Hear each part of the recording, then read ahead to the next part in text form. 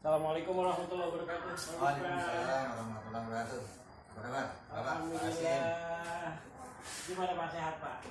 Alhamdulillah, tetap semangat. Jazakallah. Dalam kondisi kesibukan Bapak sebagai kepala sekolah, saya Hasyim Adnan, calon guru penggerak Angkatan 5 Kota Bekasi, masih diberikan kesempatan kepada Bapak sebagai kepala sekolah di SD Tranggon 2 untuk meminta referensi terkait dengan pengambilan keputusan sebagai pemimpin pembelajaran, yang tentunya hal ini akan berimbas kepada saya karena di modul 3.1 tentang demonstrasi kontekstual adalah meminta atau mewawancarai kepala sekolah. Izin Pak Misbah, sekali lagi terima kasih atas waktunya. Ada beberapa hal yang saya ingin konfirmasi kepada Bapak terkait dengan kegiatan wawancara hari ini. Ini adalah bukan mencari kebenaran, bukan mencari mana benar mana salah. Nah, pada prinsipnya keputusan itu adalah keputusan yang bertanggung jawab. Ketika nanti saya bisa melihat potensi dari Bapak yang diberikan kepada saya, ini kan juga akan berimbas kepada saya. Seperti kita tahu bahwa saya menjadi calon guru penggerak ini adalah direkomendasikan nanti untuk menjadi pemimpin. Baik Pak Misbah, bersedia ya Pak Misbah ya? Insyaallah, siap. Ya, prinsipnya tidak ada yang salah, tidak ada yang benar. Ini tidak ada salah dan tidak ada yang benar. Baik, izin pertama adalah ada kalimat bahwa sekolah adalah institusi moral yang dirancang untuk mengajarkan norma-norma sosial, kebajikan. Menurut pandangan Bapak, apa makna dari kalimat sekolah sebagai institusi moral? Mudah-mudahan tidak ada salahnya ya, karena ini berbagai pendapat. Jadi dalam hal institusi moral, jadi bagaimana anak itu ditanamkan etika moral tadi. Jadi pembiasaan moral, etika dalam baik di sekolah, terutama di sekolah, dan nantinya berimbas ke masyarakat, keluarga dan masyarakat. Jadi dalam pembelajaran di sekolah itu tidak melulu akademik, pengembangan etika, moral, akhlak itu kalau dalam Islam itulah yang dikembang. Bagaimana kita akhlak kepada sang penciptanya, kepada akhlak kepada orang tua, akhlak kepada guru, dan akhlak kepada sesama. Itu yang terpenting sebenarnya. Apalagi dalam sekarang ini kurikulum merdeka ya. Tentu saja itu penekanannya lebih bagus lagi, apalagi sekarang dengan kapasitasnya sebagai pelajar Pancasila.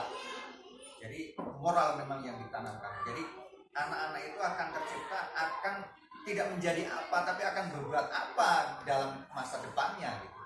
Itulah artinya yang tanggung jawab moralnya kepada generasi kita yang akan datang.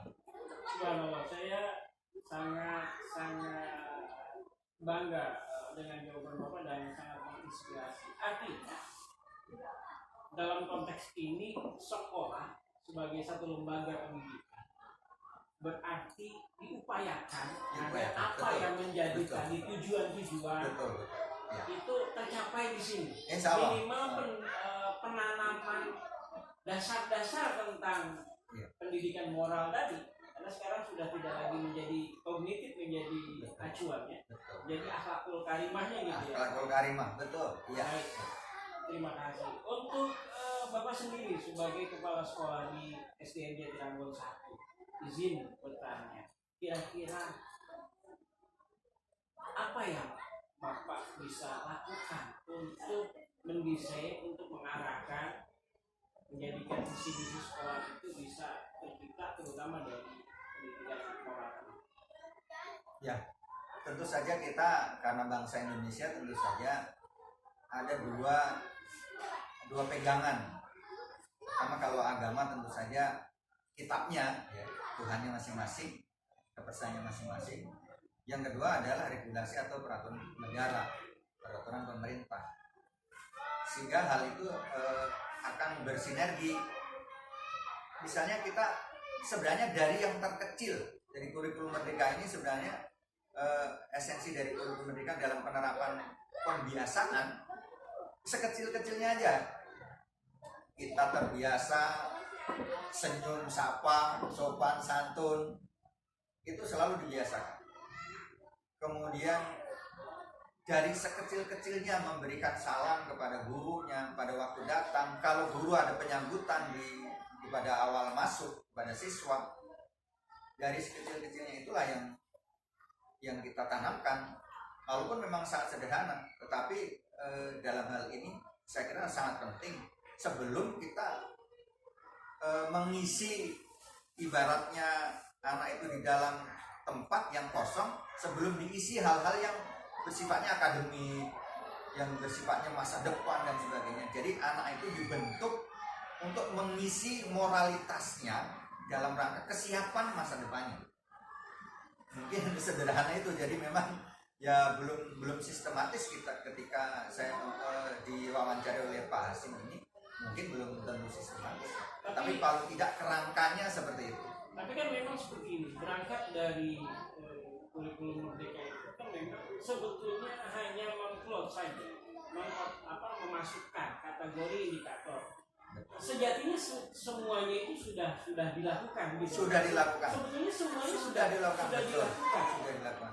Betul. Hanya ada penekanan di situ. Istilahnya kurikulum merdeka ini bisa ngecas lah. Ya. Dicas pemicu. Ya. Memicu untuk lebih penekanan lagi.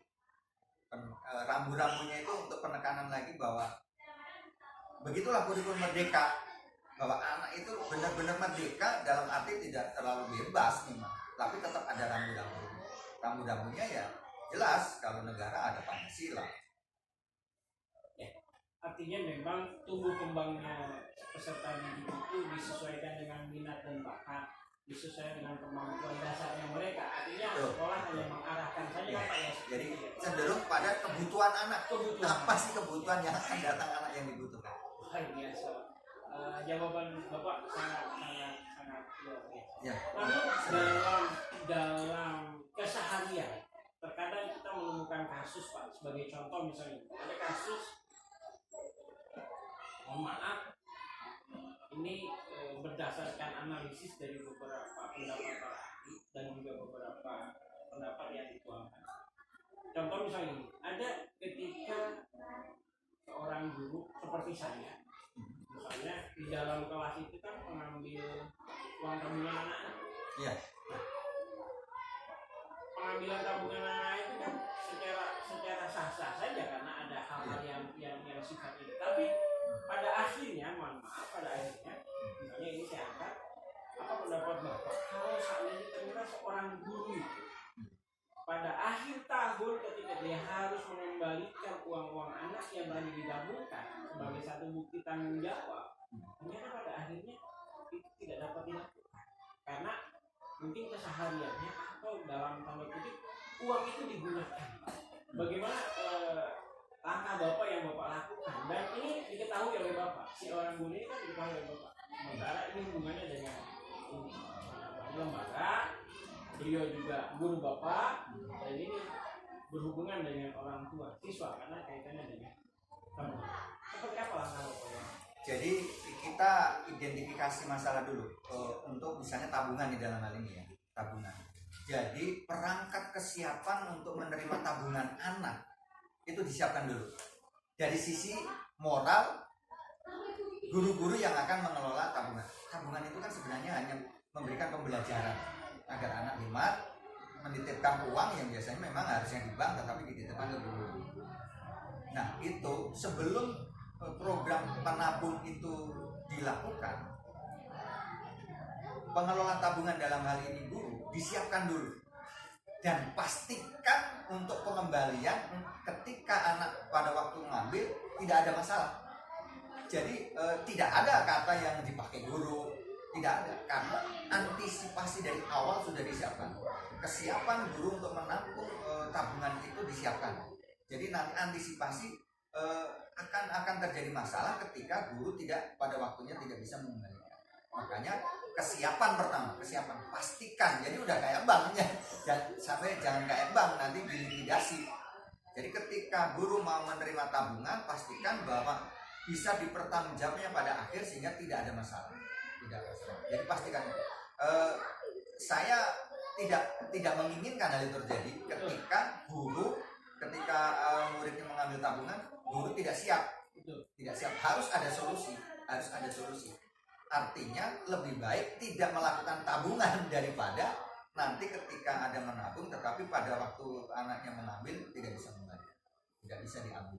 Jadi pastikan, jadi kita tidak ada proses seperti itu. Kita tidak ada proses. Kita takut dengan proses seperti itu. Proses seperti itu tidak dilalui guru apabila memang guru tidak siap. Kalau memang khawatir nanti tidak bisa kembalikan, nggak ada tabungan. Berarti ada semacam sosialisasi sebelum pengelolaan tabungan tadi. Itu dilakukan kawan? Di awal tahun. Di awal tahun pada rapat tahun ajaran baru. Pembagian tugas mengajar. Itu harus harus pastikan kalau guru mengkhawatirkan pada akhirnya mengkhawatirkan tidak bisa mengalihkan, lebih baik tidak ada tabungan. Oke, itu kalau seandainya di awal. Ya. Ini berandai-andai. Jika hal itu harus terjadi. Contoh Bapak tahu mutasi ke sekolah tertentu. Kan ada kepala sekolah yang bermutasi di pertengahan tahun. Ternyata Bapak masuk di tahun kedua, ternyata memang dalam hal itu adalah terjadi di sekolah yang Bapak baru pindahin. Artinya ini terjadi Pak, kalau Bapak itu kan udah free fair. Tapi ini Bapak dihadapkan pada permasalahan sekolah yang gurunya sudah terjadi seperti itu. Itu gimana keputusan yang Bapak ambil? Guru kan tentu saja dia punya gaji ya dalam hal ini. Oleh karena itu mau tidak mau itu yang dapat untuk menutupi tabungan itu.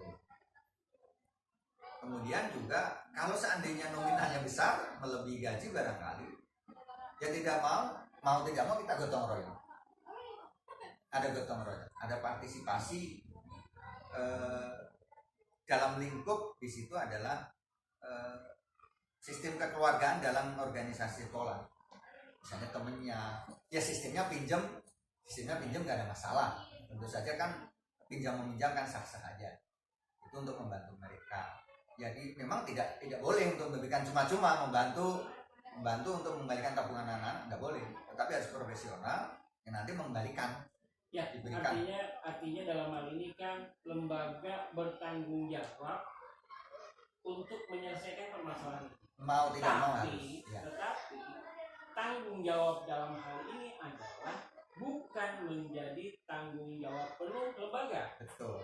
Solusi. Memberikan solusi. Jadi kayak misalnya ada pinjaman bentukannya, berarti ya si seorang guru tadi itu harus mengembalikan.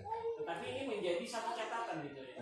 Menjadi catatan artinya ketika Bapak mutasi atau pindah ke satu tempat yang kondisinya ternyata sudah seperti itu.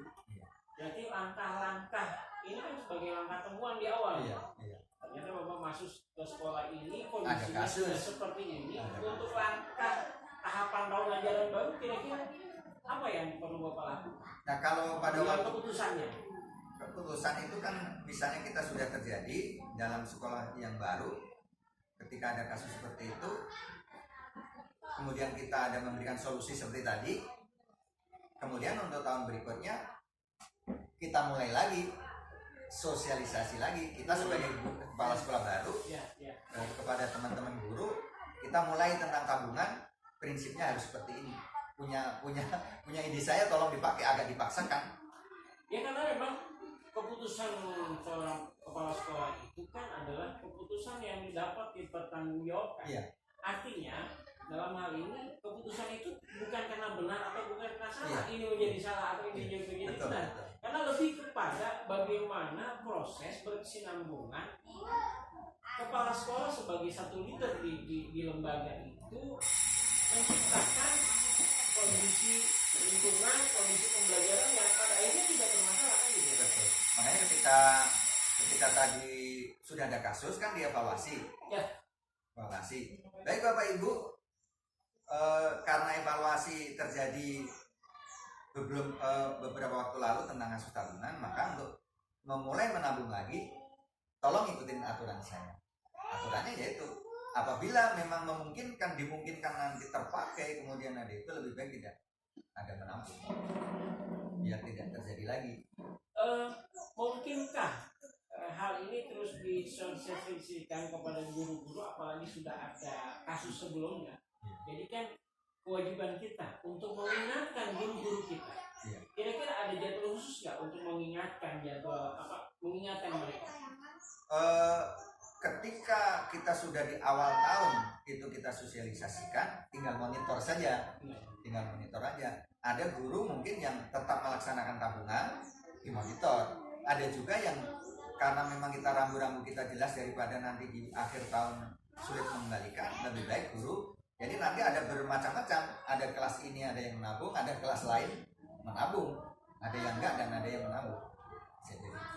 Tapi schedule ini bisa dalam konteks pembinaan ya, Pak? Iya. Bisa dalam konteks pembinaan kita atau kita sisipkan dalam rapat-rapat kedinasan dengan guru gitu, kita sisipkan untuk mengingatkan itu atau bagaimana? Kita biasanya briefing aja. Oh, briefing tidak seperti supervisi akademik tentu saja. Ya. Agak beda, memang ada ya tadi hubungannya dengan moral itu. Baik. Dengan moral.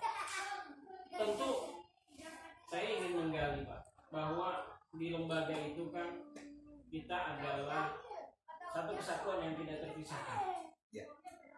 Namanya lembaga berarti ada warga sekolah di sini, ada komite, ada kepala sekolah, ada guru, ada siswa, ada penjaga dan sebagainya, termasuk stakeholder yang lain. Betul. Namun dalam hal ini kan kita juga harus memberikan satu kepercayaan. Nah, apakah di dalam kepemimpinan Bapak sebagai kepala sekolah, adakah seseorang atau faktor-faktor misalnya yang bisa Bapak percaya?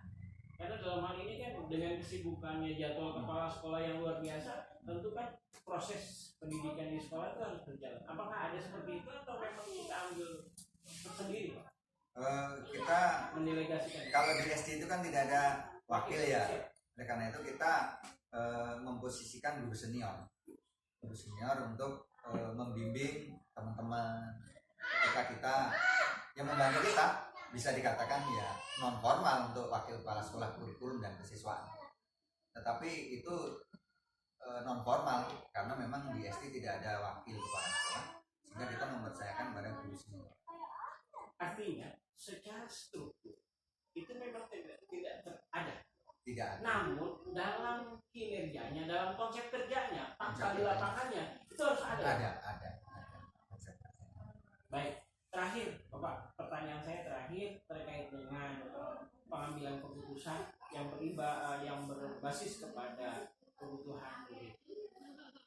Dari semua yang Bapak sampaikan tadi, kira-kira apa sih Pak yang menjadi bahan buat saya ini sebagai calon pemimpin pembelajaran pada saat kita mengambil keputusan, pada saat kita harus mengambil sebuah keputusan, kira-kira apa Pak pengalaman Bapak yang harus kira-kira menjadi bahan pertimbangan dalam pengambilan keputusan secara pribadi Pak? Secara pribadi, atau supaya secara faktor? Kadang-kadang kita mengambil keputusannya antara dua hal, kita identifikasi permasalahan ini. Permasalahan ini ada hubungannya, misalnya siapa yang terlibat di dalamnya, kemudian dari sisi regulasi, barangkali dari sisi legal formal, misalnya ini ada hubungannya dengan hukum enggak gitu. Ada hubungannya dengan hukum enggak, sehingga nanti kita seperti ini ada contoh, saya ini melakukan penggalangan paving block.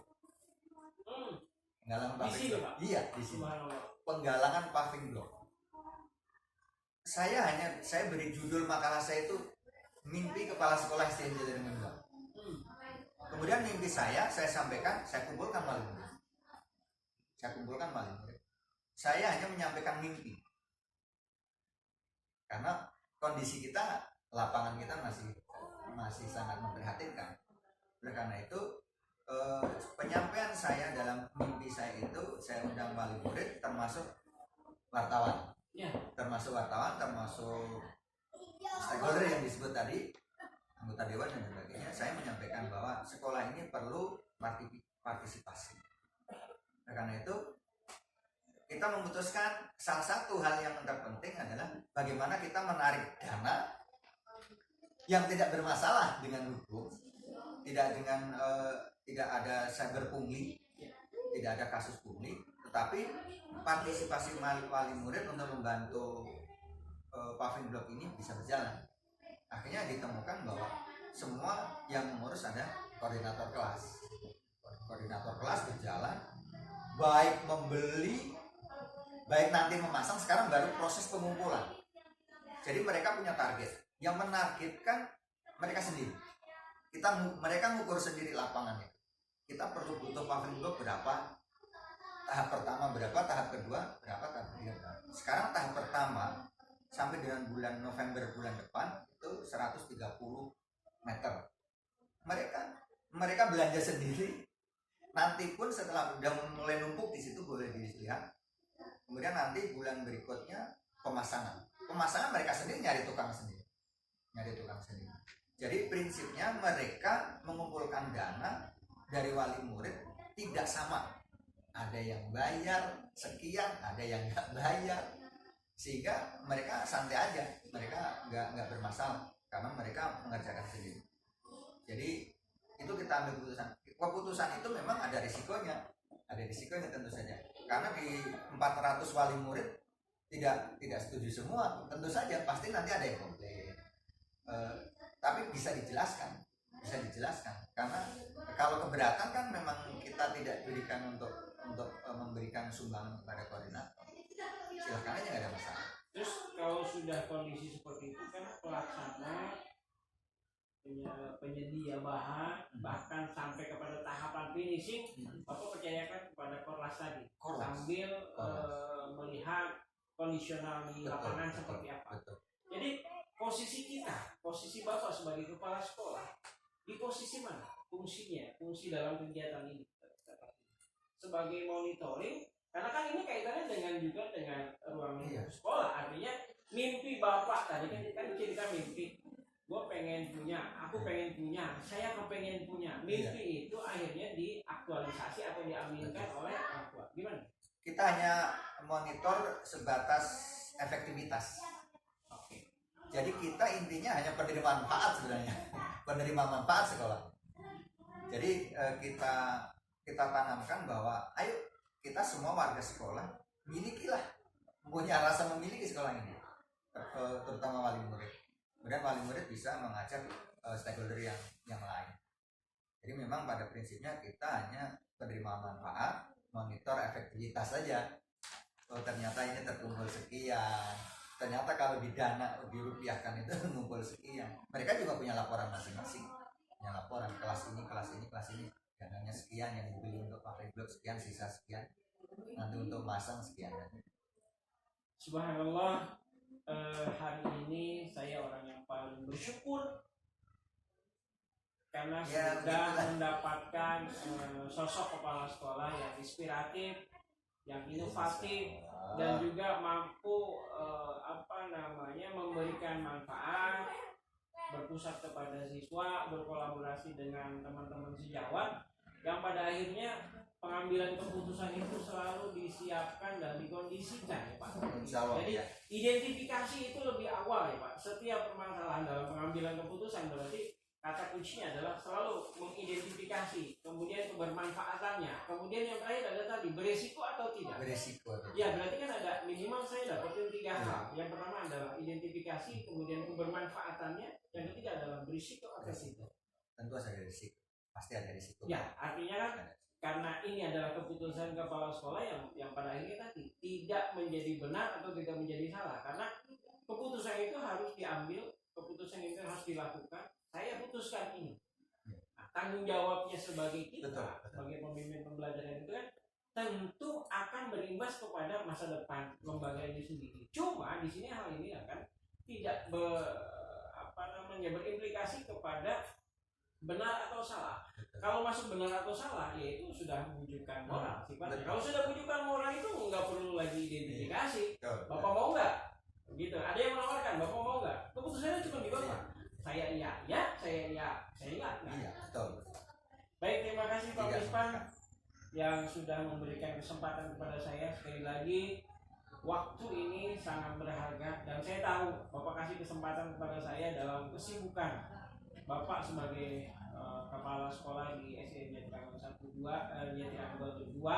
Sekali lagi saya memohon doa agar proses kepada saya sendiri dalam pendidikan calon guru penggerak insya Allah dapat terlaksana, dan ini juga menjadi tugas saya tentunya disupport sama Pak Mispan sebagai kepala sekolah. Terima kasih atas ilmu yang diberikan kepada saya dan juga pengalaman-pengalaman yang berharga yang boleh jadi entah kapan akhirnya saya menjadi pemimpin pembelajaran dan saya bisa merekomendasi. Artinya saya punya referensi terkait dengan wawancara hari ini.